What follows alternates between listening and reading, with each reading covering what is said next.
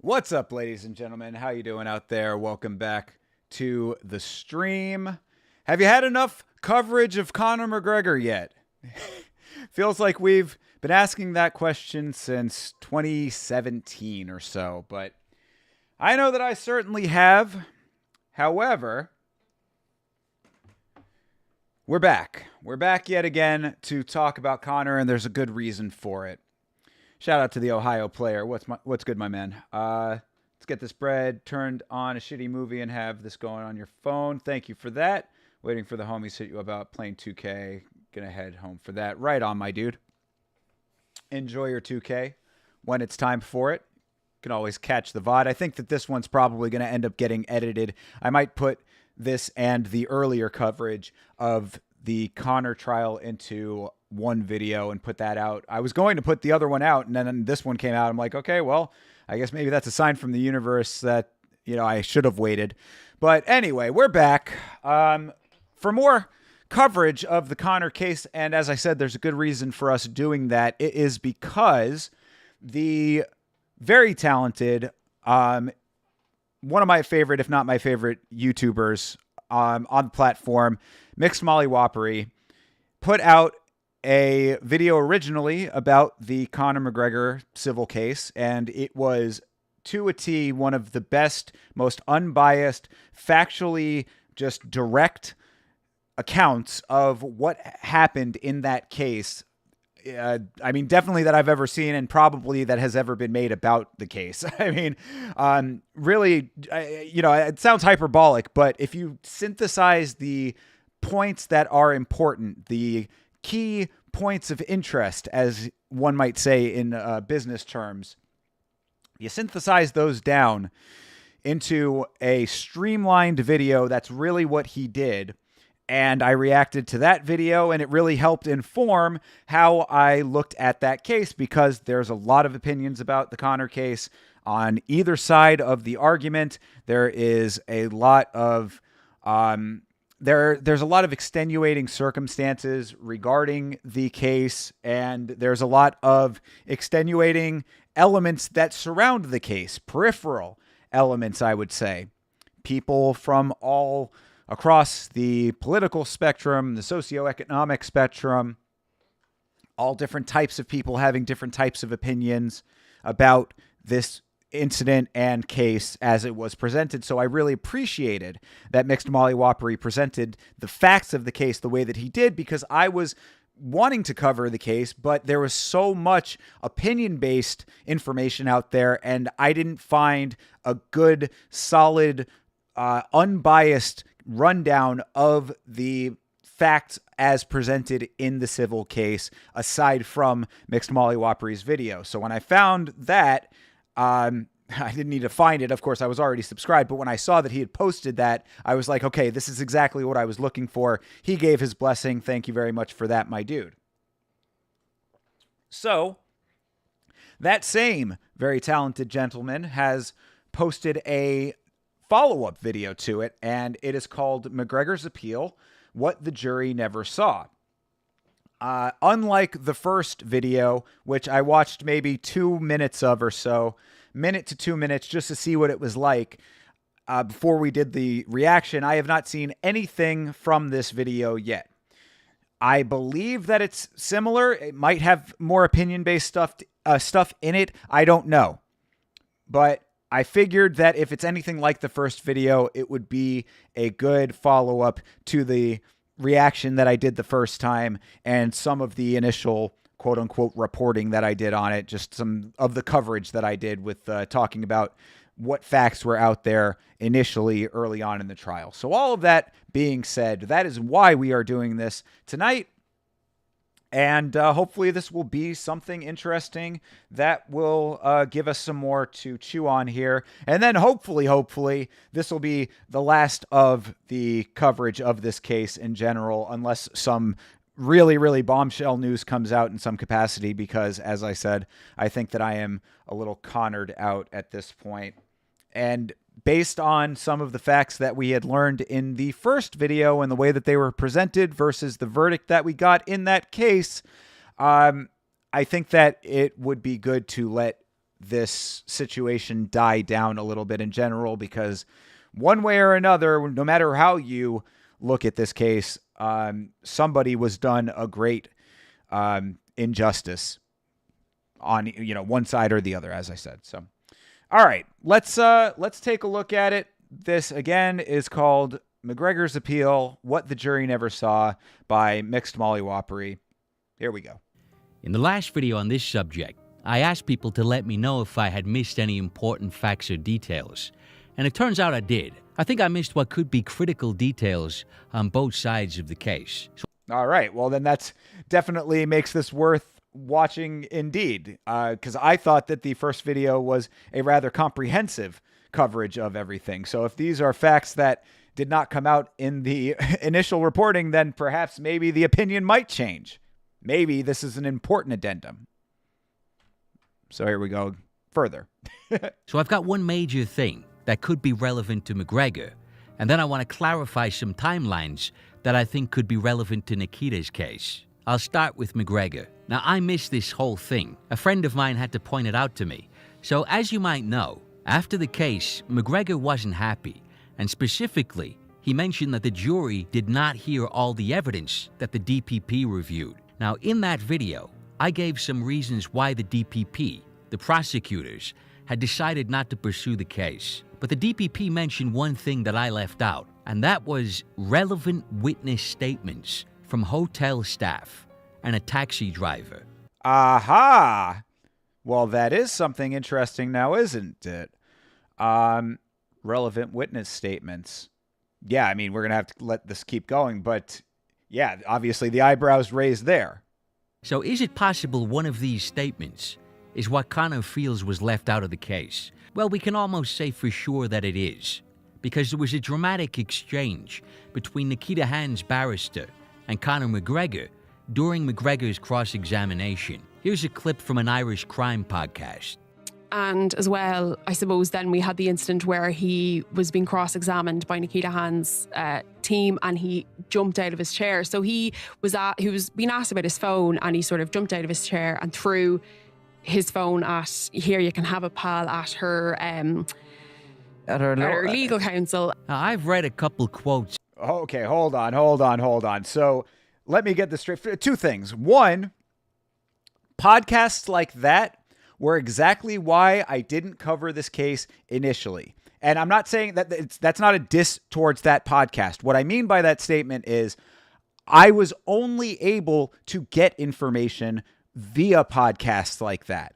There was that podcast, and then there was another one. I forget the name of it, but it was two men talking about it, two Irish gentlemen discussing the case as well. And the reason I didn't want to use that was, A, both of the podcasts that I found, that one and the other one, are very, very long, so it would have been a lot to sift through and react to, give my opinions about, and give their just due by allowing their unfettered thoughts, so to speak.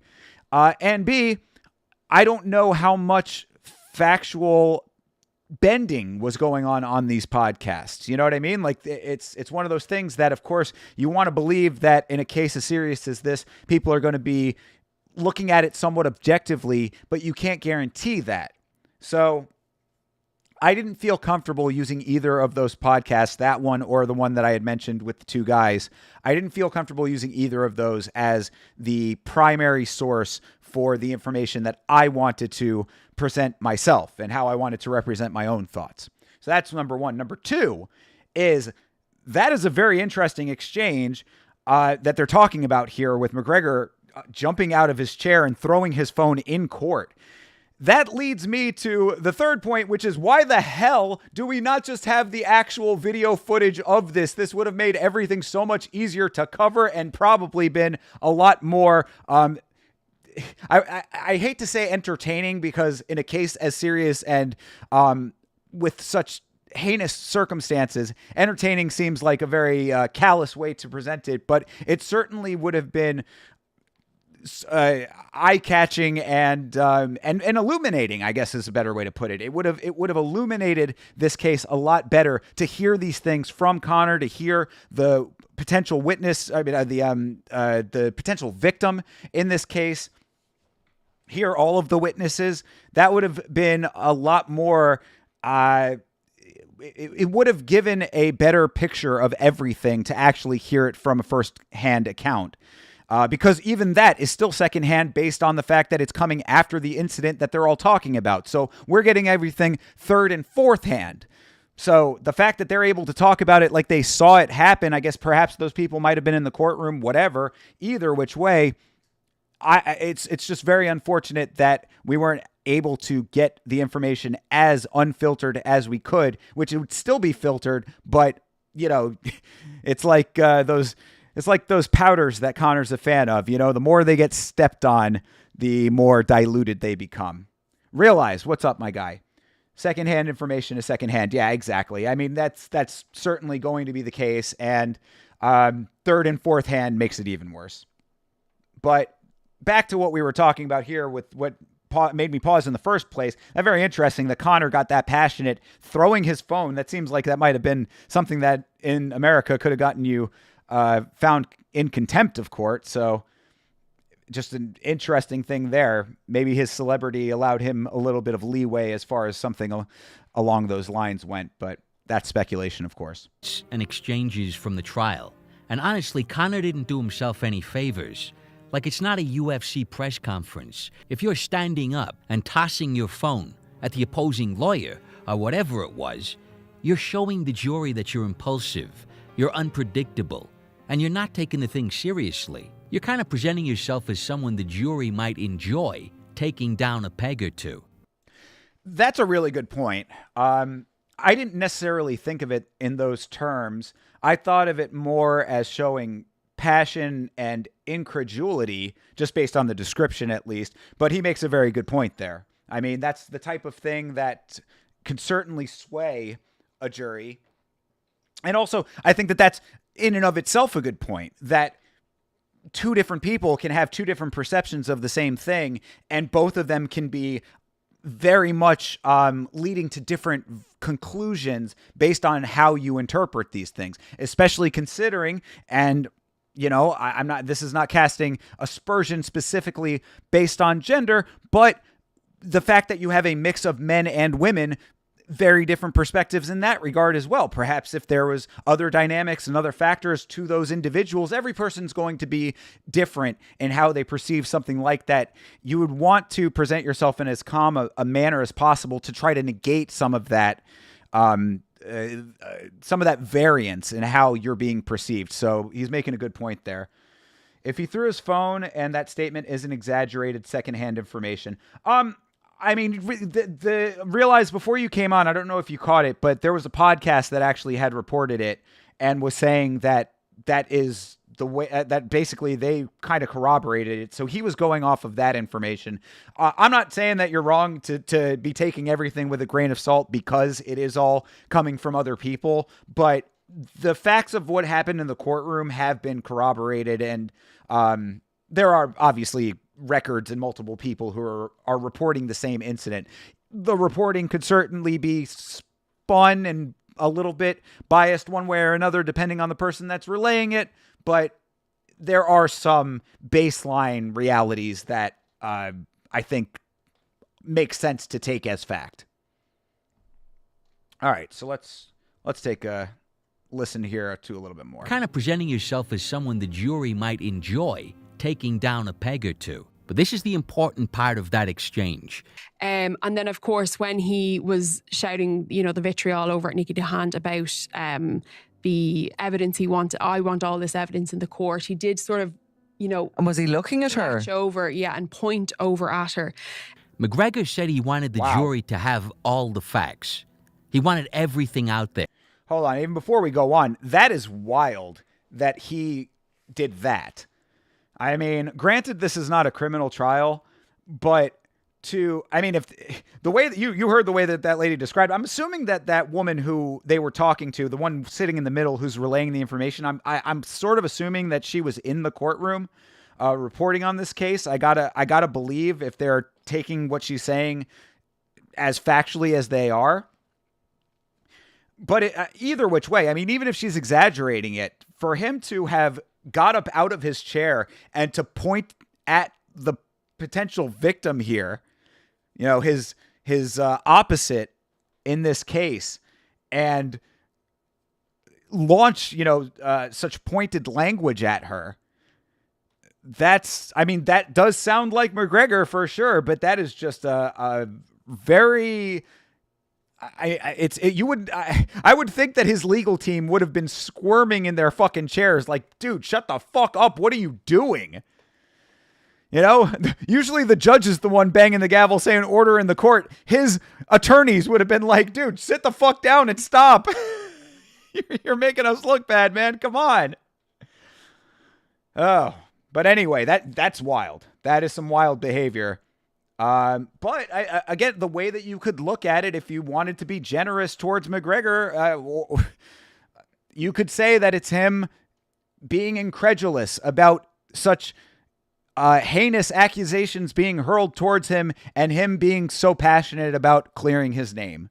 I guess that's how he would present it. That's how he would describe what he was doing in that moment if he stepped back and had to analyze himself.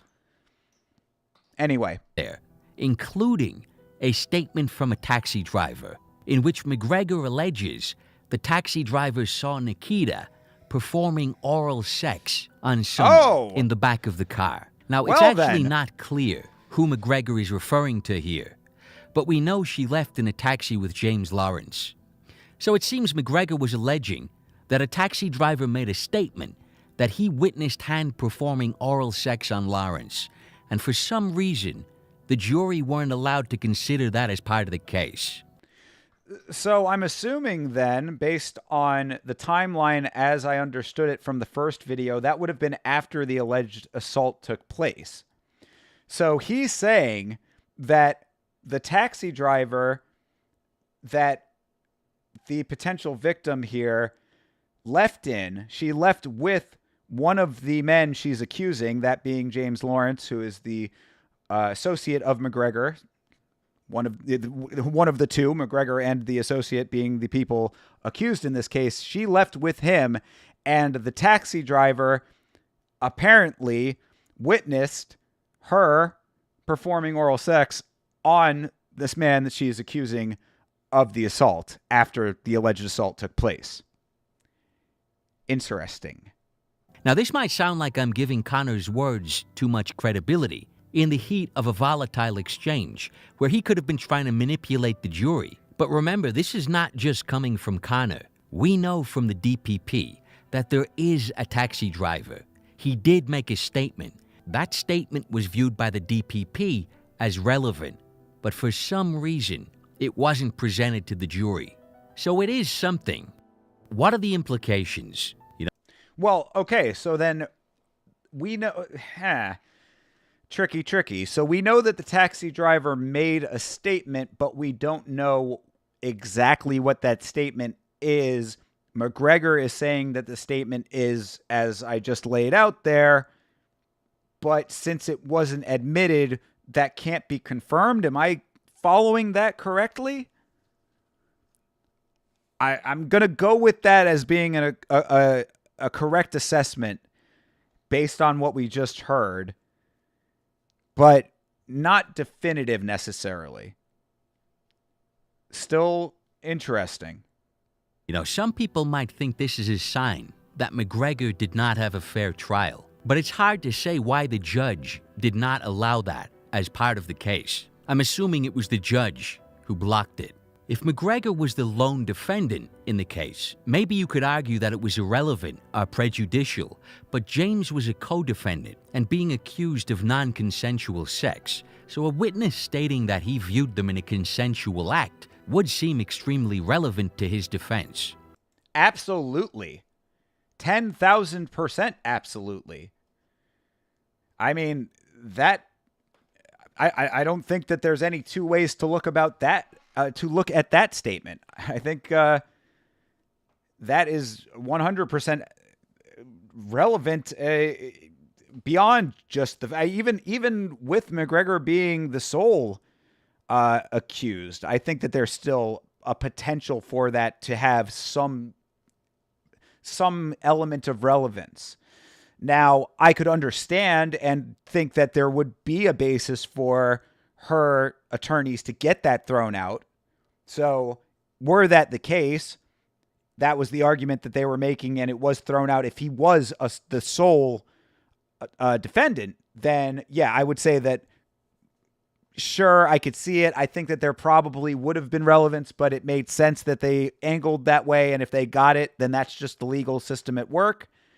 But based on the fact that they are co-defendants, him being one of them, it's beyond relevant. I think that it's yeah, I mean, there's nothing else to say about it. Relevant. Mark it. It would also clearly strengthen McGregor's case. McGregor's defense fell apart, in part because the jury did not find James Lawrence credible. You know, a lot of people feel the jury found in favor of James Lawrence because they believed him over Nikita, but that's not actually what happened. There's a really strange dynamic here. The only reason James was a co-defendant in the case was because after Nikita accused McGregor of sexual assault, James came forward and made a statement claiming to have also had sex with Nikita. Nikita says she had no recollection of that. And so her reaction was, okay, if he wants to say we had sex, fine, but it wasn't consensual. And that's how James became a co-defendant. So you had this very strange situation where she had a case against James Lawrence for sexual assault, but she maintained throughout the case that she felt it was nonsense, that it never happened. It was just a made-up story as part of McGregor's defense. Yeah. Strange indeed. I mean, that's a whole lot of information that is definitely odd. For him to have come forward, basically, I guess, as partially in defense of Conor, saying that they had consensual sex, and her to say, well, I don't remember it, so it must not have been consensual, and then turn it into a co-defense case. Yeah, I mean, he kind of got himself into the briar patch on that one, sort of got himself into a thorny situation that he didn't necessarily need to be in, but that also kind of does strengthen Conor's argument to an extent because he didn't have to say anything. You know, I mean, granted, you could say, oh, well, he said it, he kind of put his own foot in his mouth by saying that. But if he was literally just doing it to tell the truth. Now, I mean, you got a lot of different people with a lot of different motives saying a lot of different things. So, you know, it might be a little bit of a stretch to say that he was just saying it purely out of respect to the truth. But if he was, then I think that it would absolutely bolster Conor's case and turn this into an even more complex web of dynamics in this whole thing. So yes, that is an extremely odd set of circumstances, to be sure. And the jury ultimately believed her version over James, that they never had sex. And that explains how James was found not liable, but also why his testimony wasn't very helpful to McGregor. They didn't believe him. And just to be clear, I'm not speculating about the jury here. This is according to the judge. The reason the judge did not make Nikita pay James legal fees was because, as I've said, he felt the jury had not found in James' favor because they believed his story. They found in his favor because they believed Nikita's story. So the jury... That's fucking wild. So, yeah, I mean, add in the part about the taxi driver, and this becomes even more crazy. Damn, I am really glad that we're watching this one now, because this throws a whole bunch of fucking wrenches into things. So, let me take a quick step back here. There's a taxi driver that says that he saw Lawrence getting oral sex performed on him by the alleged victim. The alleged victim claims that that didn't happen, and also that they did not have sex at all. He's claiming they did have sex. The judge says, no, you didn't. Her word versus him on whether there was any sexual encounter whatsoever. Judge says no. I'm curious as to who this judge is, because the one thing that does stick out here, something I don't think that I really mentioned too much in the first video, but upon rewatching my own reaction to it, I wanted to make a point when it was appropriate. This does seem like the point that it would be appropriate to say. It would seem, based on some of this evidence, or some of the circumstances, I should say, not evidence in the official sense, but some of these circumstances, it would appear to me that this judge had a little bit more of a guiding hand in this case than an impartial adjudicator of the law should have had. I am positing here that this judge may have steered the course of this case a little bit more than a judge should have involved themselves. Perhaps I'm completely off base here, but I think after hearing what we just heard, and based on the facts leading up to what we just heard, that does seem to be the case to me.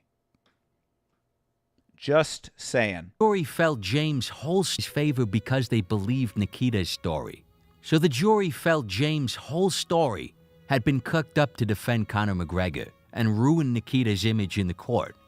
And that's why the taxi driver would seem to be significant. Like, it would be much harder for the jury to believe they never had sex if you had a taxi driver saying he saw her performing oral sex on James. So if it was credible, and if it was as McGregor described, which are both big ifs, it's difficult to imagine why it wouldn't have been allowed into the case. Now, this might sound like I'm making a massive argument for Conor, but actually, I would be reluctant to interpret it in that manner. And here's why. Here's the thing a lot of people don't understand about the Irish judicial system. Irish judges, they call them druids, and they're kind of a mysterious group. They're kind of like Irish shamans. They have rituals and they write poetry and they drink little potions that allow them to communicate with entities from other dimensions. And that's how they make their decisions. No. Okay. I was like, wait a second here. First of all, I did want to pause a little bit earlier, but I wanted to kind of let that go. I'm assuming that this is based on that is all jokes. But I did want to say that even if he was he's joking about this part of it, that I don't think that necessarily is like a full on like case for McGregor just based on that. I think that it's really more of an indictment of the DPP. I think it's more of an indictment of the police as to like why the relevance wasn't seen or why the judge didn't allow it. That's the bigger driving force than it being a case for Conor. And honestly, it wouldn't even really matter whether you're making a case for Conor or not. If it's a fact of the case and it was not allowed, a fact that plays a very large part in the case, then it doesn't matter whose side of the equation it helps. It should be entered into the evidence by nature of being relevant. That's my point there. Beeb, what's going on, man? How are you? I am doing well, sir. Finding out new and interesting things about this case as we go along. Thank you for joining. Despite the funny costumes and the hilarious wigs, Ireland is a modern country with a respected judicial system that comes with all the standards and practices you'd expect. So this judge isn't just a law unto himself, with no oversight. He has to be able to justify his decisions within the context of Irish law. He can't just decide he wants to omit certain facts because he doesn't like McGregor's face. And I'm sure this is the last case he'd ever pull some ridiculous stunt, for multiple reasons. First of all, McGregor has the resources and representation to hold the judge accountable with respect to the legal standards that have to be met.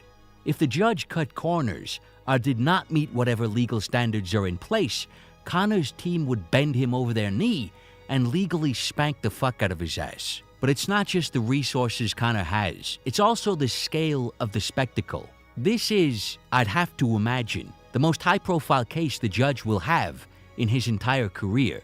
So like if Conor makes an appeal and the appeal has success on the basis of shady or unfair decisions made by the judge, that would be a huge black mark on his career. So yeah, that's basically going towards what I was just saying before, that this judge did sound like he was overstepping, or maybe overstepping is a little bit of a stretch. It sounded like he was steering the course of the case in a certain direction a little bit more so than being entirely impartial based on the denial of certain pieces of evidence. That's what the perception I was getting. And mind you, I had made that assessment. I didn't say it at the time. I should have said it in the first video, but I had made that assessment based on rewatching my reaction to the first video and the facts of the case as they were presented there. So this is really just a reinforcement of a thought that I had already had based on that first telling of the incident in court and how it all played out. Thoughts on Gilbert Burns leaking Chael Sonnen's number?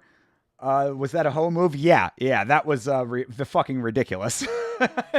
It was some goofballery on a supreme level. I was insanely caught off guard by that being a reality. I was like, what the fuck you doing, Gil? What a madman. That's absolute mad lad behavior, especially only because it was based on Chael just speculating that Gilbert might have retired. He didn't say anything out of pocket, really, even. It's not like he was talking about Gil's family, you know?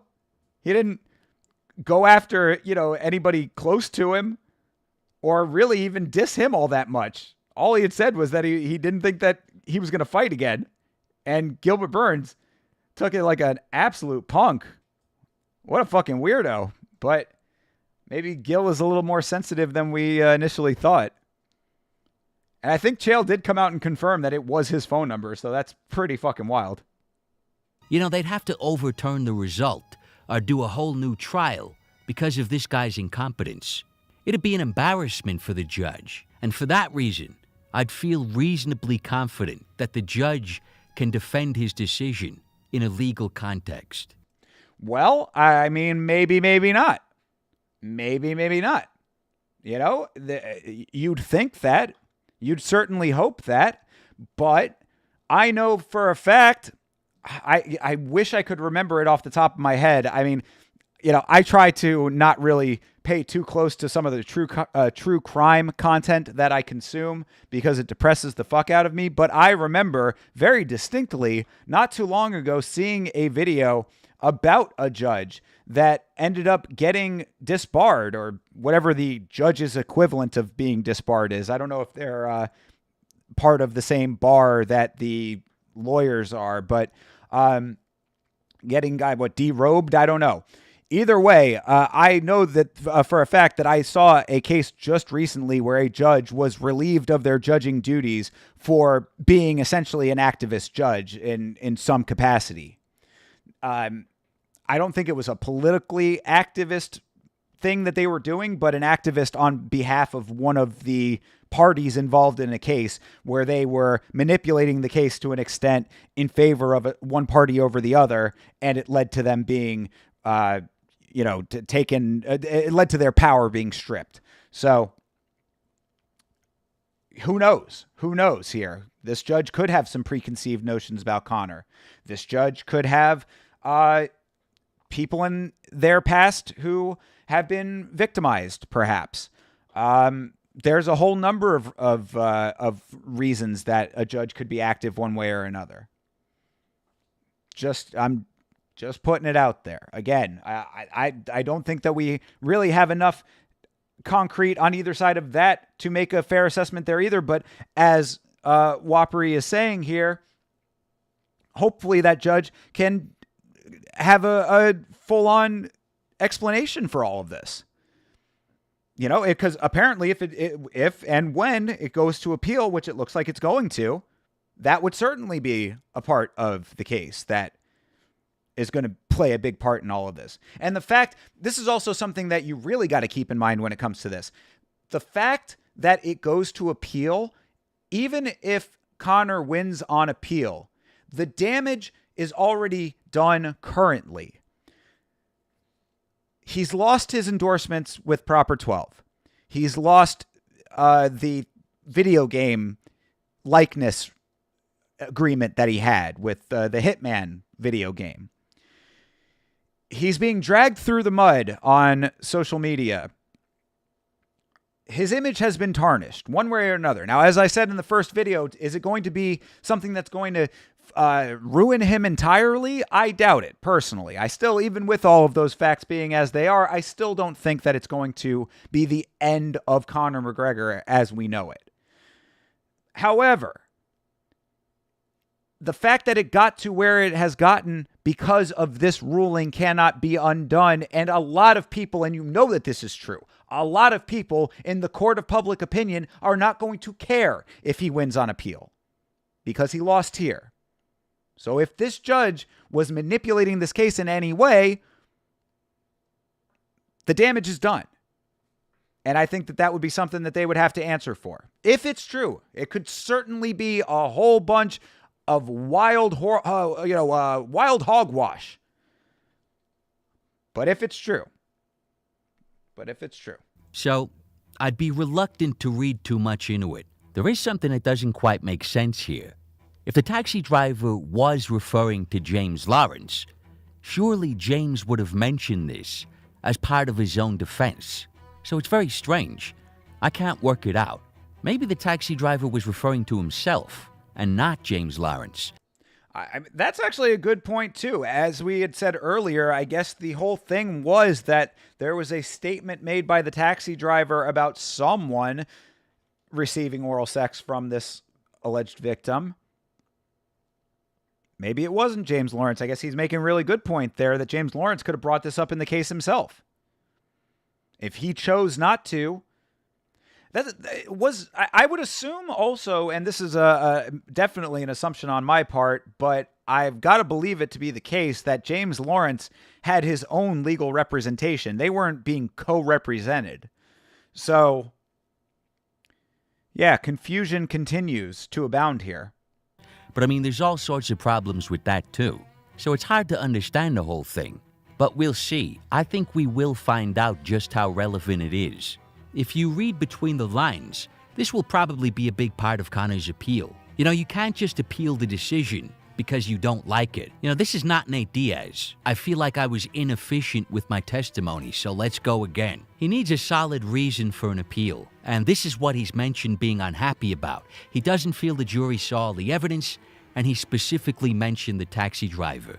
So the judge's decision to block that is likely to be scrutinized as part of McGregor's appeal process. Is that the case always in civil trials?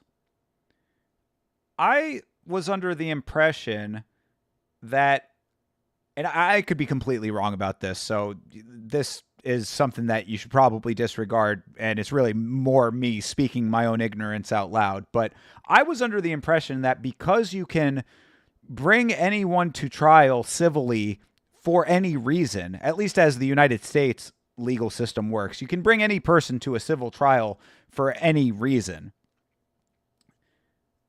that you could also appeal essentially an unlimited amount of times.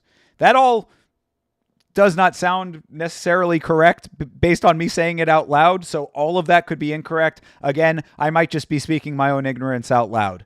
But if he is correct here and that there needs to be a definitive precedent for an appeal to be made, then yes, I would agree that that would certainly be a legitimate basis. Conor is going to be okay now if it was a minor. Yes, completely over. Yeah, I mean, yeah, I definitely that. But again, minor or not, I mean, you know, yes, that would make the dynamic entirely different. But either way, the damage currently is still done. Is still kind of the point as well in that. So yeah, long term, probably okay.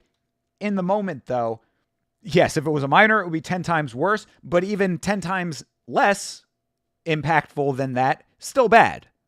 Still a lot of money off the table for Conor at this point. Look at Mike Tyson, what he went to prison for in the early 2000s. Yeah, that is a good point. And that's what I was saying earlier, is that I don't think that this is the end of Conor. Yeah, a minor, yeah, that probably would be a completely different story. You never get to wash away that stain, regardless of the truth, as unfortunate as that may be.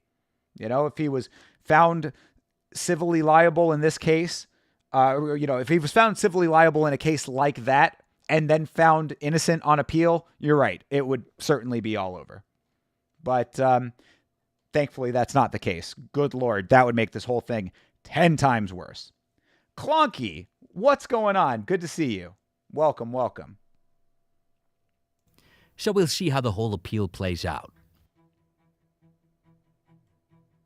The other thing I want to discuss is that a lot of people have come down on McGregor's side on the trial, and they cannot understand how a jury could possibly side with a woman whose story is so full of holes. Now, no matter where you've landed on things, we have to be honest about the reliability of Nikita Hand. A lot of people make a big deal out of her lying to her boyfriend, and maybe that does speak to her character in a way that is relevant. But okay, before I wanted to stop this before he goes too far deep into these points, because I will say, and this is perfectly visible on the first video, I will say that based on all of the facts as they were presented, and as I have stated as well, I do believe that I think that you can kind of hear it in the way that it's being presented here, aside from little bits of humor that are not related to the specific incidents of the case.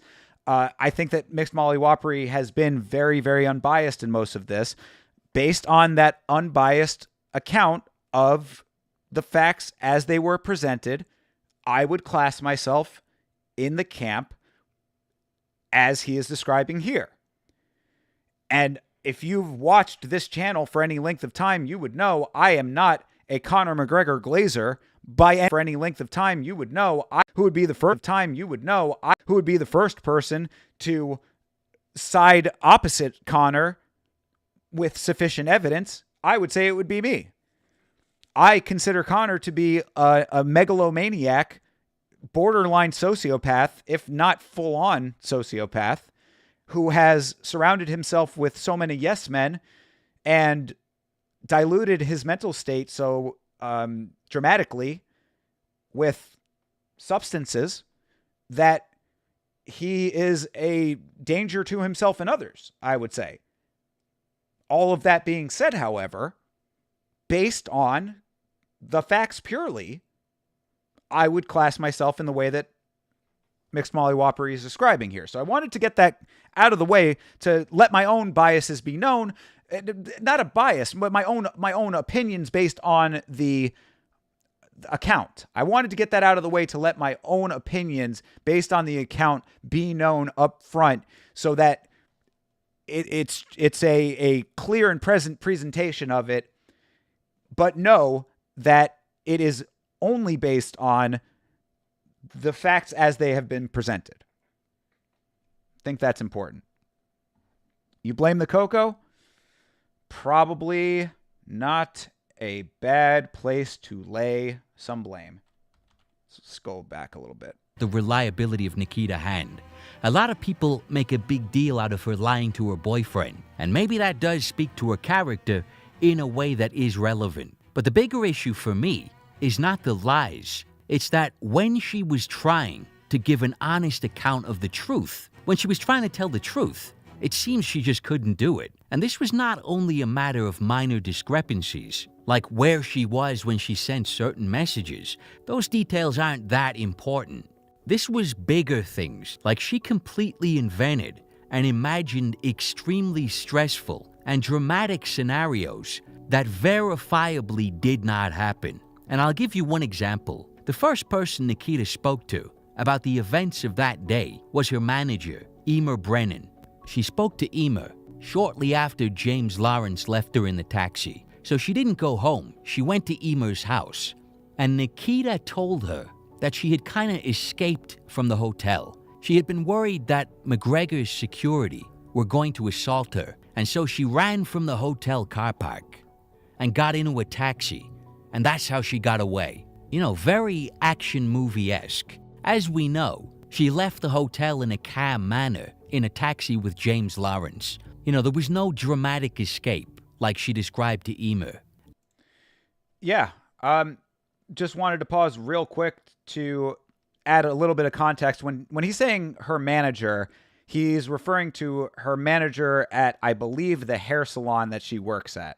So not a manager of professional image or anything like that. And I also did want to say that that was a big part, the fact that she is having a very unreliable recollection of the actual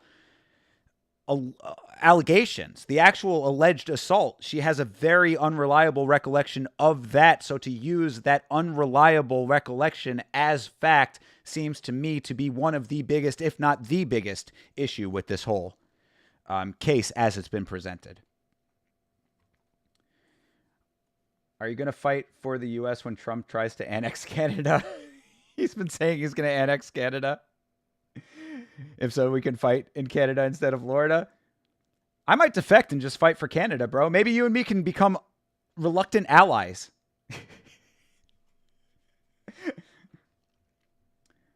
Why didn't she just call the police right then and there?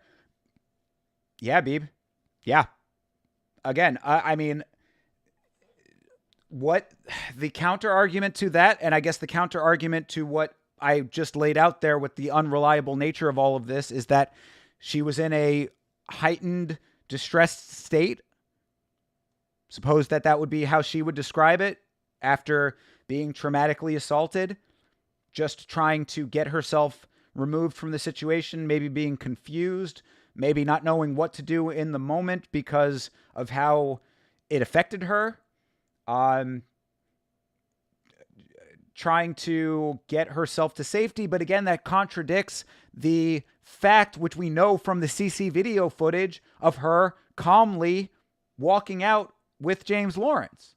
So you make a good point. Now, she did go to the police after the fact, but you would think perhaps, and and this is where it gets into that territory where I'm like, I don't want to speculate too much because we weren't there. We don't know, but you would think that, I don't think it would be unreasonable to think that your number one priority would have been to A, remove yourself as quickly and painlessly as possible, and B, get yourself to a place where you could find help. Now, whether it was immediately calling the police or going to knock on random doors, we've seen things like that before where people have been kidnapped or otherwise forcibly put into positions that they did not want to be in, where the second that they get the ability to escape from their captors, they go just haphazardly looking for help. So if she is out in a taxi, why didn't she talk to the taxi driver to take her to the police station? Going to any person who would listen to her, screaming her head off, running down the street. If it was the middle of the day, I don't remember exactly what time of day it was. It might have been the nighttime. It doesn't matter. It does not matter. Anytime, day or night. I would think that the two priorities would have been to A, get away from her attackers, and B, get help. So you're making good points.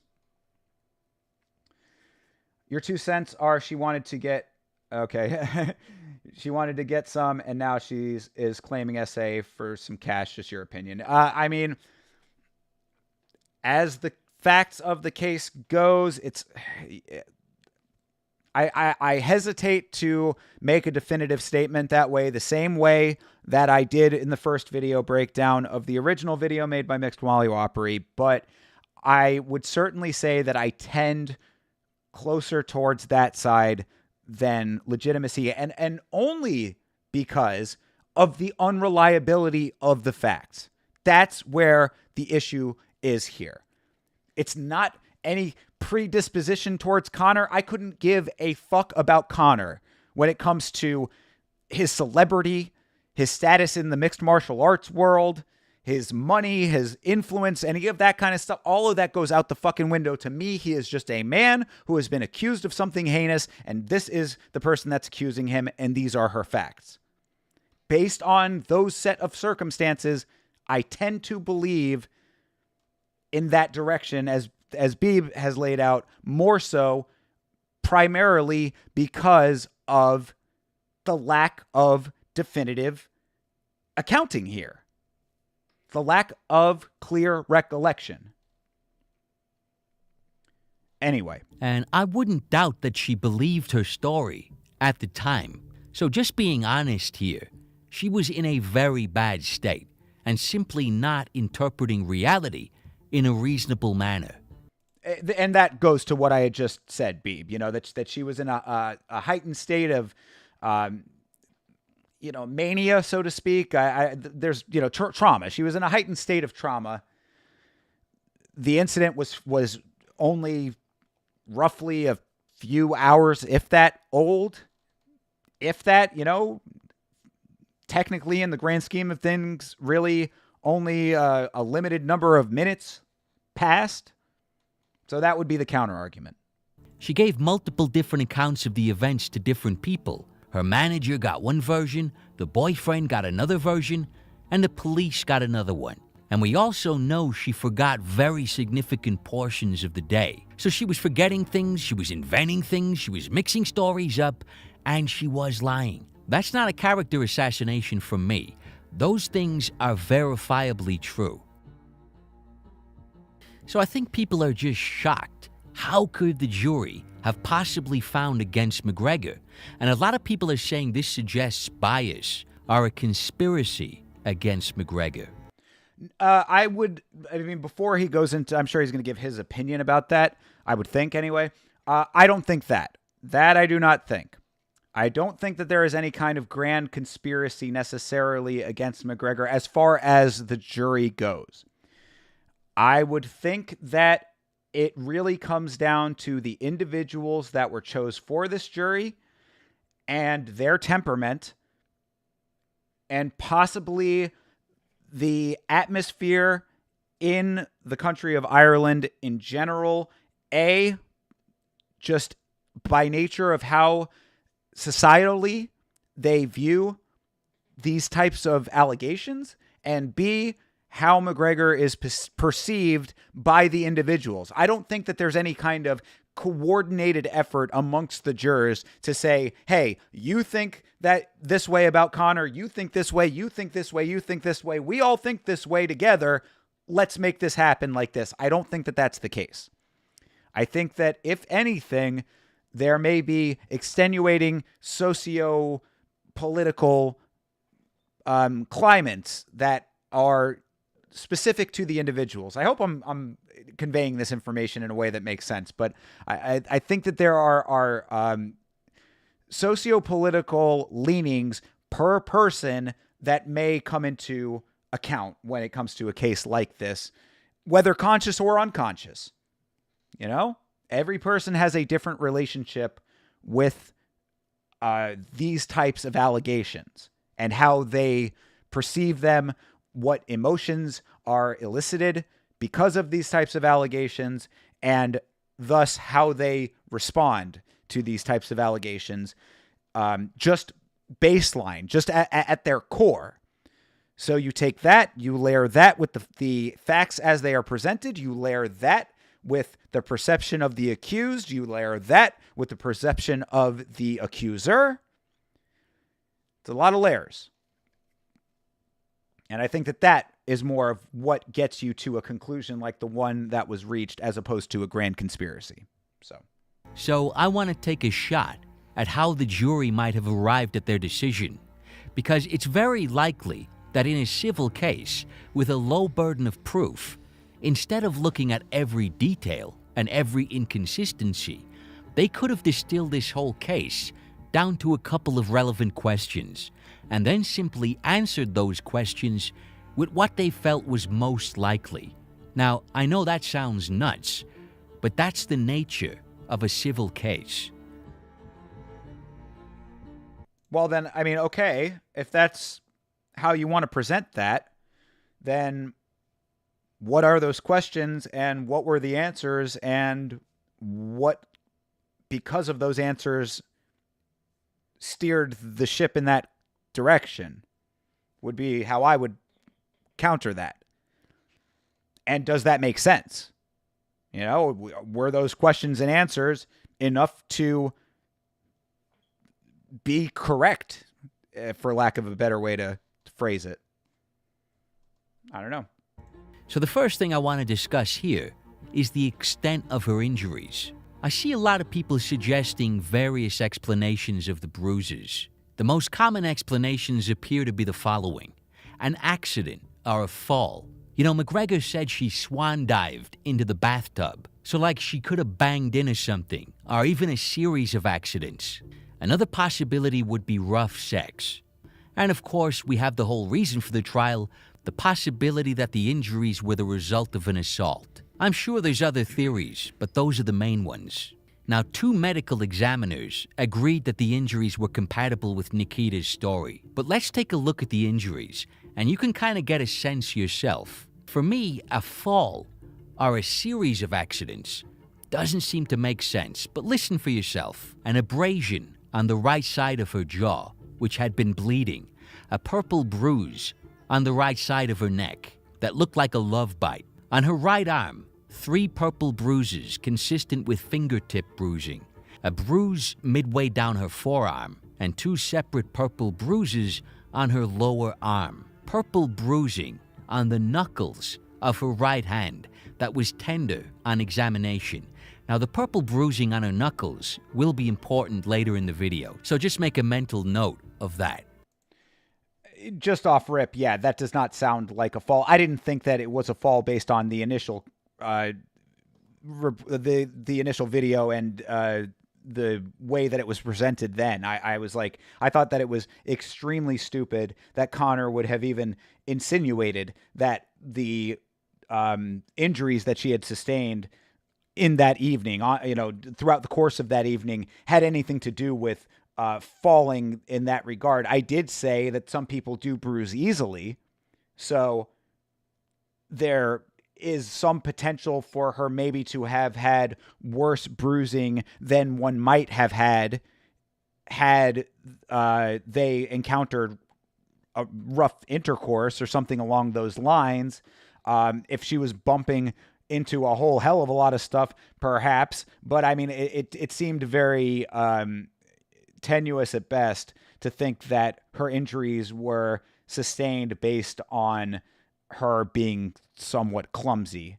She would have had to have fallen downstairs or something along those lines for anywhere near the amount of injuries across her body in that regard to have been sustained. On her left arm, a purple bruise on her upper arm, 2 separate bruises on the elbow joint, an abrasion on the elbow with 3 separate linear abrasions below this, and 4 separate bruises on her lower arm, a purple bruise on her right shoulder, a purple bruise on the right side of her upper back. That's already a lot. But listen to these ones. Extensive bruising on her buttocks, with 3 separate bruises consistent with a handprint on her left buttock, a purple bruise on her right breast, and a 9-centimeter scratch on her left breast, 2 separate purple bruises on the left flank of her abdomen, 4 separate purple bruises on the front of her right thigh, 2 separate purple bruises on her right kneecap, and bruising on her left thigh. 4 of her acrylic nails were missing. That's a lot. I mean, that is a lot of injuries. Now, again, could these be consistent with rough consensual sex? I would still tend to say that they could be. I mean, again, based on the athleticism that was mentioned in this case by Conor himself, and thinking back to where he was in his career, what condition he was in as an athlete at the time. I mean, you know, depending on how many different positioning of bodies there were,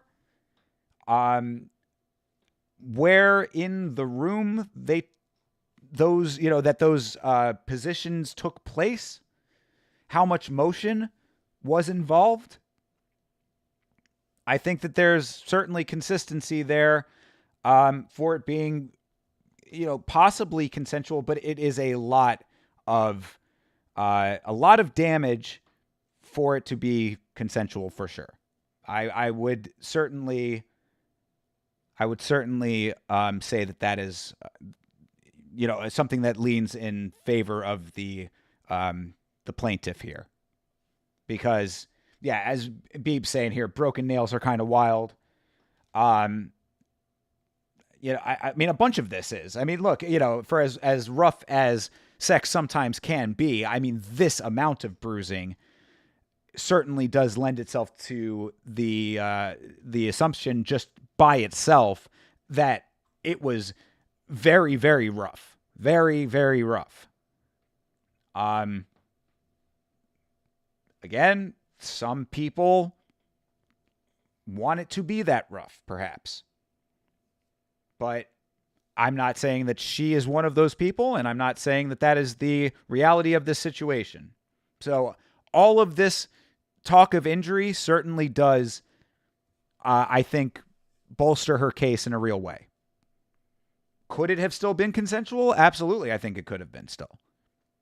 But based on the amount of damage and the type of damage that they're describing here, it certainly does lend some credibility to the accusation. So, I'm not an expert, but reading that, you can certainly understand why the medical examiners felt all this was the result of a sexual assault. It certainly doesn't sound like she fell in a bathtub, and the potential fingertip bruising and handprint suggests that it wasn't. Yeah, and that's why I had said that it was absolutely asinine for Conor to have insinuated that was the case in the first place. No amount of... She could have jumped and swan dived into the bathtub 700 times and not received those injuries from that action. So I thought it was absolutely ludicrous to think that Conor would have postulated that was how she got those injuries. Again, she would have had to have been falling downstairs ass over tea kettle for anywhere near that type of damage to have been done to her body. So it was really very dumb of Conor to insinuate that was the case in the first place. But so what? That doesn't in itself prove McGregor was responsible for those injuries. That's true, and I think that it would have been better for him to take responsibility for the injuries and say, we were just going really, really rough. Because if I think that is the only way that it really does make it any type of questionable. Because it's way worse to say, no, I didn't have any part in those injuries when she had so many of those injuries and you were there and you know that there was some kind of sexual encounter at all. I'm not saying it's a good argument, but I'm saying they're a good statement. But I'm saying that you're really only, you're kind of painted into a bit of a corner. You only have so many options, and saying that she got him from a bathtub fall is not the best one, in my estimation. And that's what they had to try to figure out. When did those injuries likely occur? Is it possible she had the bruises before meeting McGregor?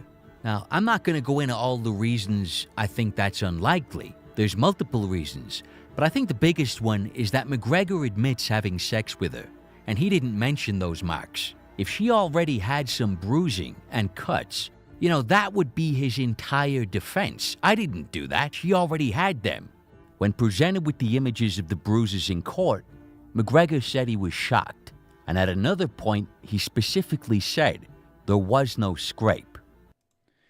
There's no way that she had those injuries before this encounter. There's no way that she had those injuries before this evening.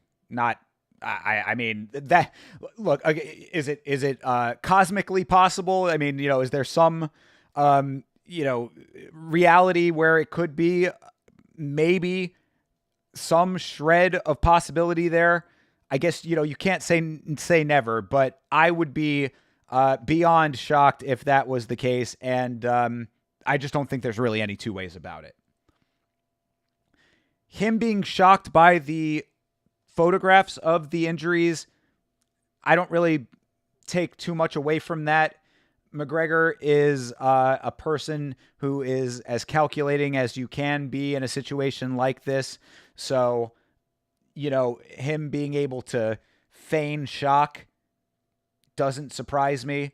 Him saying that there was no scrape, again, I don't really... He's defending himself in a trial with very damning allegations against him. I don't think that anything that he presents outwardly or says is going to make much of a difference as to the perception, in my opinion. Are lie detector tests valid in situations like this? I don't think so. Lie detector tests are inadmissible in court in general, so I would assume that extends to civil cases. He probably could have taken a voluntary lie detector test if he had so chosen to. That might have, there might have been, that's a great question, Beeb, honestly. I'm speculating a little bit here. I do know that lie detector tests are inadmissible in criminal trials. I don't know how their standing is when it comes to civil cases. In fact, let's see. And this is going to be, I would assume, in terms of America, but we can at least gain a little bit of insight here, because I do like that question. Are lie detector tests admissible in civil court? Perfect. Lie detector tests, also known as polygraph tests, are generally not admissible in court. So what they're saying here is just not admissible in court, period. I mean, and of course, this is AI, so take this with a grain of salt here. Let's actually go to one of these articles here.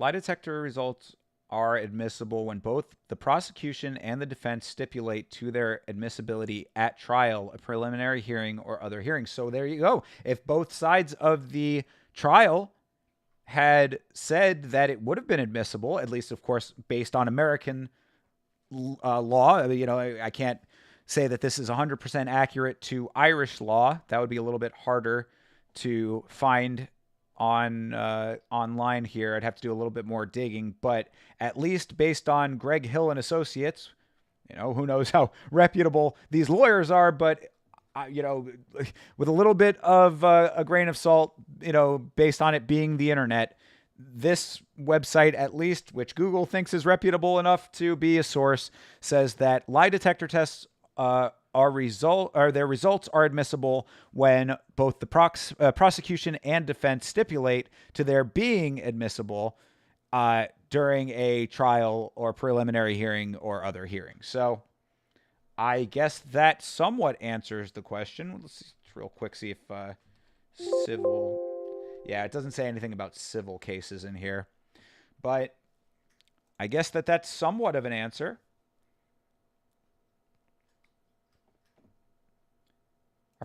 There we go. Are polygraphs admissible in civil court?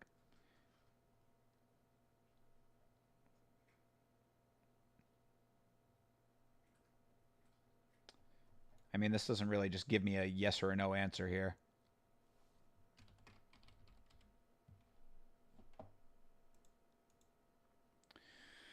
As of today, 23 states still consider polygraph tests to be admissible in court. So I didn't realize that there were actually states that full on do not allow them at all. That's kind of interesting. However, the majority of those states require the approval of both parties before they can be submitted. So, okay, there's a little corroboration on that element. Also, in most cases, the polygraph test is not being used in a criminal case, but rather in civil court. Such as if there was an issue that prevented a person from getting a job or gaining security clearance. So, okay, so I guess then this is saying that if both parties in a civil case, this is saying that they're more so used in civil cases as opposed to criminal cases. So I guess the answer would be yes if both sides had agreed to it. Very interesting. Thank you very much for that very pertinent point there, Beeb. And obviously bruises take time to appear. But it wasn't just bruises. It was bruises and cuts and abrasions and scratches and missing fingernails. You know, he would have noticed something. And surely that would constitute his entire defense. She already had the injuries. So it doesn't seem likely that she had them. Now, the phrase doesn't seem likely might seem extremely loose when discussing a crime. But you have to always remember, we are dealing in terms of probabilities in this case, not in terms of certainties. The question then becomes, in what window did the bruising occur? What is the first verifiable mention of the bruising? A lot of people think it's the recording with her boyfriend. But actually, as I said, Nikita Hand did not go home after James Lawrence left her in the taxi. She went to her manager, Emer Brennan's house. And Emer Brennan is one of the people who testified in the case. Now, according to Emer Brennan, Nikita named McGregor as her attacker. She said Nikita appeared to be shook, and critically, Emer says she saw the bruises at this point. She even claims she took photos of Nikita's bruises, but later deleted the photos when the story broke. What? Beg your pardon? She had photographic evidence that would have been extremely pertinent to this case and deleted it? That is beyond wild to me. Why? Why would she have thought that that was a good idea? Why would that have been something that she would have done if she had that? I mean, if you take that at face value, then I could have said that I have photographic evidence of the actual crime being committed. I just deleted them. Any of his security guards could have said that. Bro, this is now blowing my fucking mind real quick. Okay, if that is the case, if she is allowed to say that and testify with that information in court, then all of Conor's security guards could have been like, yo, we all saw them having sex. She was fucking loving it. We have pictures of her smiling and having a great time during it. Deleted them, bro. You know? Heard that it was going to trial, and for some reason, I just deleted those off of my phone. Because that's literally the way that it's being presented here. I mean, and I'm giving MixedMollyWhoppery a lot of credit here, saying that the way that he's presenting it is 100% factual. So, gotta even keep, MixedMollyWhoppery in perspective in all of this. But if that is true, if she deleted those pictures when it broke, when the story itself became public, then literally anyone that was in the room at the time could have said the exact same fucking thing. Am I nuts here? That seems insane to me. That seems fucking insane to me. Deleted proof. Fail indeed. That is beyond a fail. Again, that blows everything wide open as far as the burden of proof, or the beyond a reasonable doubt element of justice. Because again, anybody could have said, and McGregor himself could have been like, or James Lawrence, either one of them could have said, oh man, I have pictures of her doing this. You know, security man number 1 or 2 has pictures of this. The fucking taxi cab driver could have had pictures of her performing oral sex on somebody, basically. I mean, we don't know who it is, but it could have been. Just got deleted. And am I crazy also in thinking that all phones, if not the majority of smartphones, which at the time were a thing, you know, this is going back a number of years, but smartphones were certainly already a thing. Don't most phones keep deleted images? Isn't there a way to recover deleted images off of phones? I mean, maybe she didn't transmit them somewhere and the phone could have gotten damaged or whatever. Again, you know, we're stretching a little bit here, but if she's saying that she had photographic evidence of something happening and then she just arbitrarily deleted it, I mean, I'm really fucking caught off guard by that. My head is kind of spinning on that one. Oi. Because both women were concerned by the media attention. After visiting Emer Brennan, yeah, that's why you don't delete it. They're concerned with the media attention. You give it to the police. What the fuck? Okay. All right. women were concerned by the media attention. After visiting Emer Brennan, Nikita went home, and that's when the boyfriend made the 38-minute recording. Some people think the boyfriend might have inflicted the injuries, but it's worth noting a couple things. They were discussing the injuries in the recording. The boyfriend was being sympathetic, like he wasn't angry. He was even saying he would take a day off work the next day to take her for a medical exam, and he was saying he wants her to report the crime. He was pushing her to report it. Like in the recording, she's begging the boyfriend not to get the police involved, and he matter-of-factly states this is not being kept a secret. But anyway.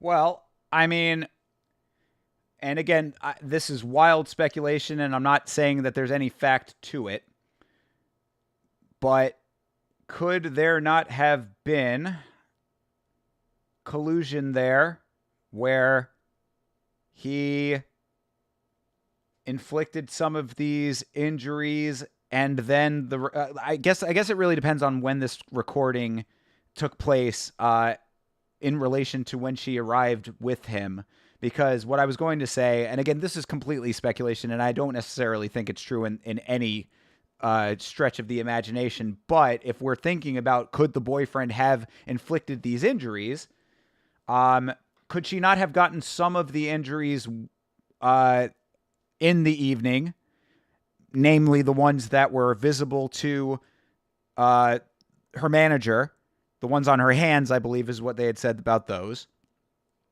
Could she have not gotten some injuries to her hands and then had further injuries inflicted upon her body by her boyfriend, who then put on a performance in the recording? That's highly, highly conspiratorial and would seem to be a very, very large leap of a statement to make. But I posit it only because of we're considering all kinds of avenues here. I only bring something like that up because if you're asking, is there a possibility that the boyfriend was involved in that way? That would be your one shred of possibility as I see it. In the recording, she mentions that her body was sore, which could allude to the bruises. And she mentions that she had been choked 3 times. The paramedic later mentioned bruising on her neck. She also tells her boyfriend to look at her knuckles from fighting back. As I mentioned earlier, when talking about her injuries, she did have bruised knuckles. So I think a reasonable interpretation of that conversation would be that it seems to be the earliest solid verification of the injuries.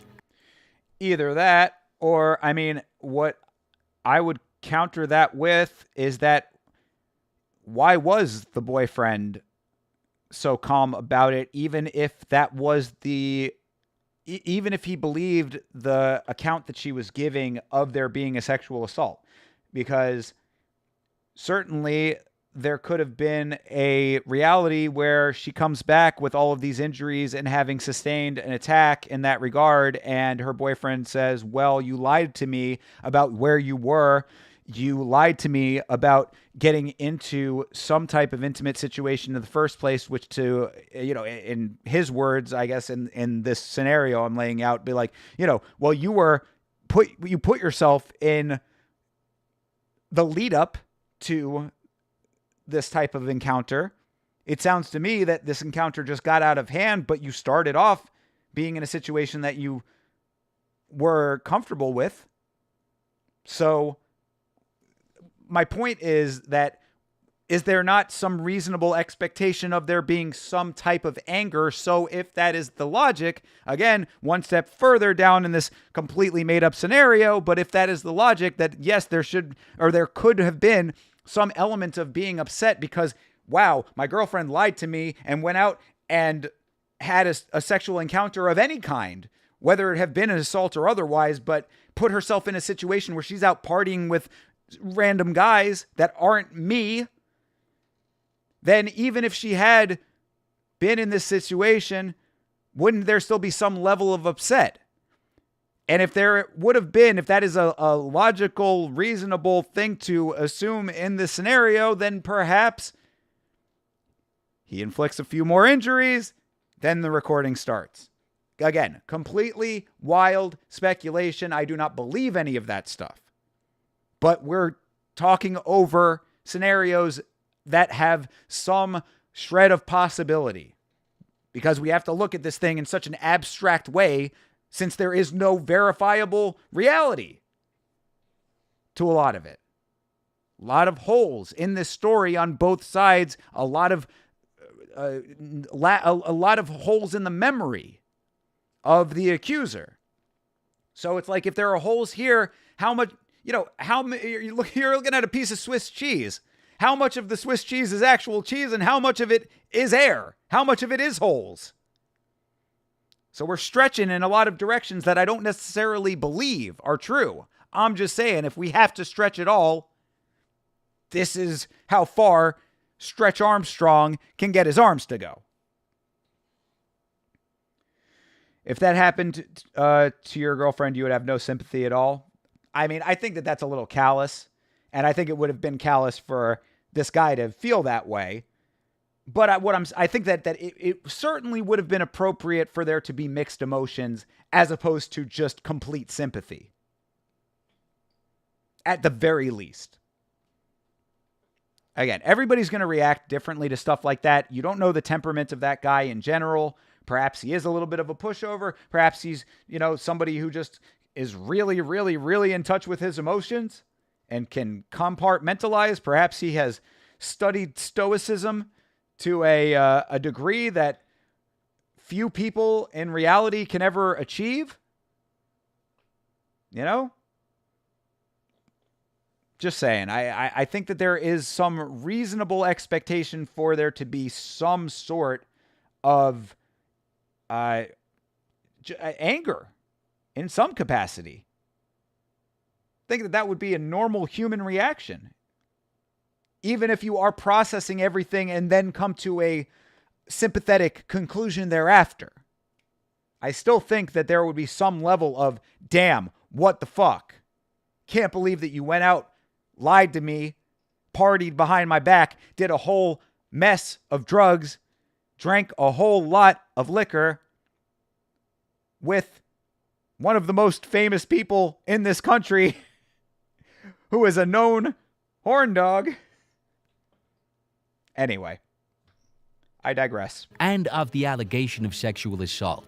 And that was approximately 3.5 hours after she left James Lawrence. Just to conclude the sequence of events, for anyone who's interested, what happened next was that Nikita didn't want to go to the police. Her boyfriend went to work the next day, and she went to her mother's. Her mother saw the injuries and called the paramedics. And that's how the case began. But anyway, if the jury believed Emer Brennan, then that would mean they believed she had the injuries very shortly after saying goodbye to James Lawrence in the taxi. I also want to just note that it is kind of interesting to an extent, too, there, that she's saying she didn't want to go to the police. That does sort of lend itself to the mentality of of someone who has been victimized. That's a very common reaction, as far as I can tell. You know, you hear that a lot because that's always the question. Why didn't they go to the police? Why didn't they go to the police? I would think that in this case, there would be a number of reasons why she wouldn't immediately go to the police. And, it would make sense only in the sense that she knows what she's up against when it comes to someone as powerful and as influential as McGregor, because you also have to keep in mind, this is the height of McGregor's power and influence. This is just about a year or so, I believe, less than a year after the Maymack fight, after the money fight. So, again, trying to look at this objectively, that certainly does lend a little bit of credibility to her. If everyone's saying she didn't want to call the police because she was too traumatized, her mother saw the injuries and she called the paramedics out of concern for her daughter. So fair is fair on that one. That would be very bad news. Let me back that's how this the up a little case bit. began. But anyway, if the jury believed Emer Brennan, then that would mean they believed she had the injuries very shortly after saying goodbye to James Lawrence in the taxi. That would be very bad news for McGregor's case. If people are skeptical of Emer Brennan because she deleted the photos, the injuries seem to be verifiably discussed in the audio recording with her boyfriend, and that was about 3.5 hours after leaving James Lawrence. So there is some wiggle room there. But with these timelines in mind, the jury might have distilled the whole case down to the following 2 questions. Did the injuries likely appear to be the result of an assault? Like, could they have been the result of an accident or rough sex? Or did they look more likely to be the result of an assault? If the jury felt the answer to that question was yes, then the next question would be, we don't know who did it, but in the 10 to 14 hours when they seem to occur, who was more likely to have inflicted those injuries, Conor McGregor or somebody else? That is the very low bar the jury were trying to satisfy on the balance of probabilities. But see, I don't necessarily agree with that, though. Because Conor said that they had like that it was the sex was that was what it was. So I mean, if his claim was that he had consensual but very rough sex with her, then the answer is that it's Conor. There is no other question there. So if that's what the jury's wrestling with, that's not the issue at hand.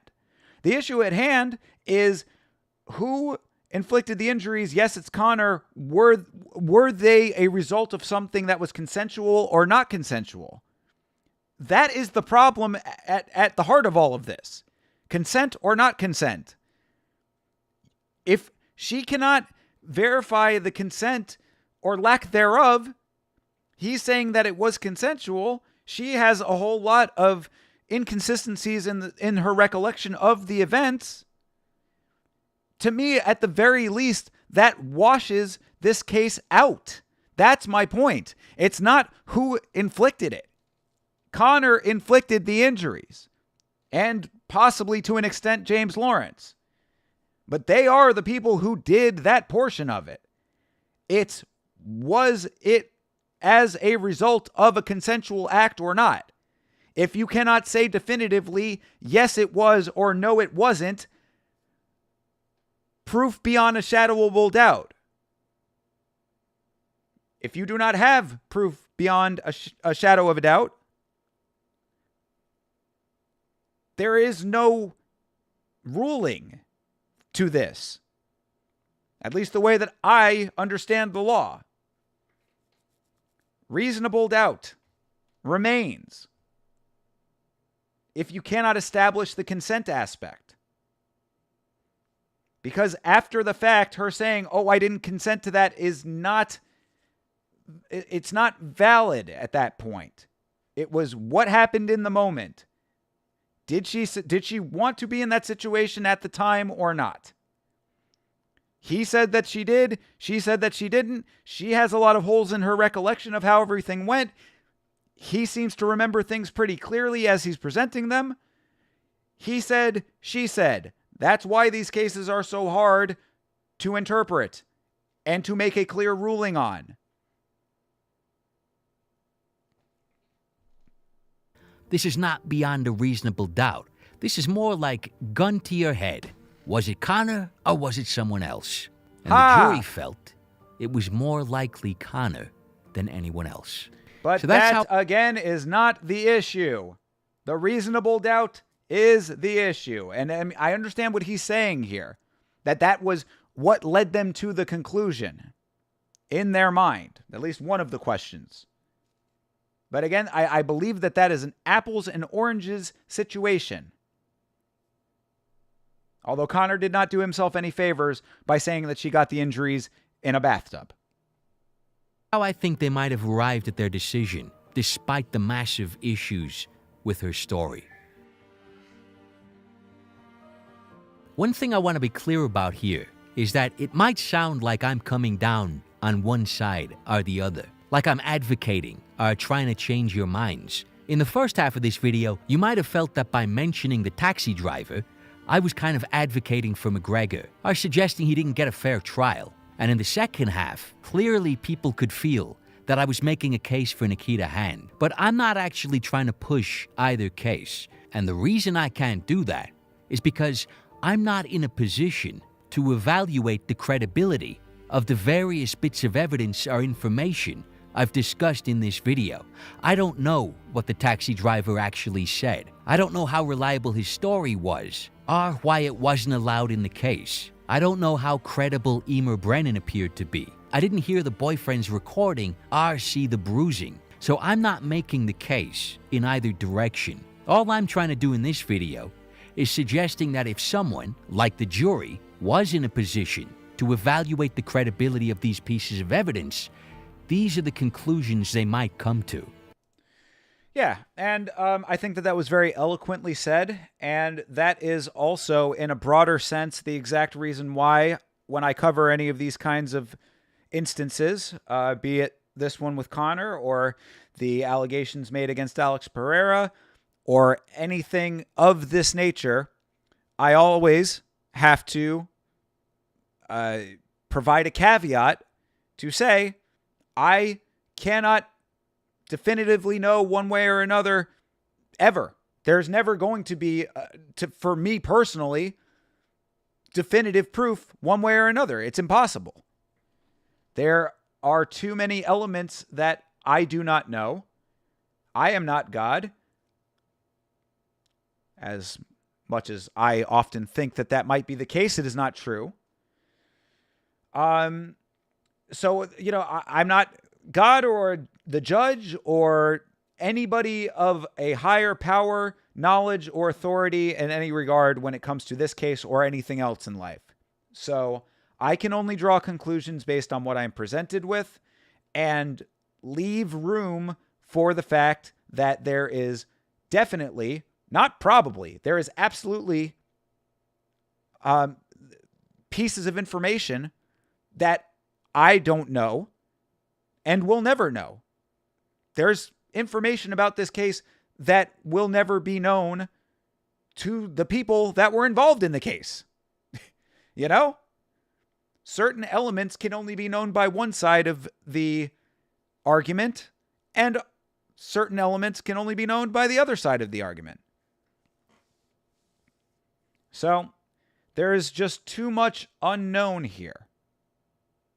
And always in these kinds of cases. So that being said, if anybody would ever accuse me of being a fence sitter when it comes to this kind of stuff, you're absolutely right, I am. Because there is not and will not ever be definitive information, at least aside from what the court shows. And they certainly haven't shown anything definitive in this regard. it's not enough. It's just not enough for me to logically draw a conclusion one way or another. I can only say what I feel based on the information that's being presented, and I think that I have made my opinion on that somewhat clear. But I am certainly not coming to these conclusions myself. You know, there's a reason that they have a long, thorough trial, and it's so a group of people can take a comprehensive look at the evidence in order to evaluate its credibility, so that they can make an informed decision. I certainly don't think I'm doing that here. I'm only speculating about how those things may have been interpreted. That's all I can do. And that is all I can do as well. React to what is being presented to me, and in this case, you just saw what I just saw. Yet another very high quality video by MixedMollyWhoppery, I have to say. The link to this video and to the prior video will be in the description of the edited version that I will release as a video, the reaction to this and the video from before. I implore you to give both of these videos a watch without my commentary. Make sure that you like them. Subscribe to MixedMollyWhoppery. If you are not already subscribed to MixedMollyWhoppery, I mean, you really, really should be. So make sure you're subscribed to MixedMollyWhoppery, one of the absolute best creators on this platform as far as MMA content goes. And that's really, I guess, about it for right now. Perhaps that'll be the end of it. You know, that's certainly the end of the coverage of this civil trial that has just taken place. If and when Conor appeals the decision, there is a new trial.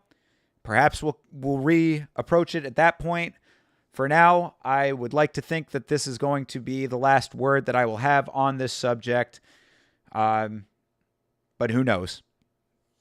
You know, another day, another new piece of information comes to tear holes in that assumption. But any which way, that's all I got for tonight, everybody. A little bit of a shorter stream, but I really just wanted to get this specific video watched and discuss it a little bit with you guys. So thank you very much to Beeb. Thank you to Rick Allen. Clonky, thank you for checking in. I appreciate all of you guys. Have a great rest of your evening, everybody. Take good care. And as always, fight on.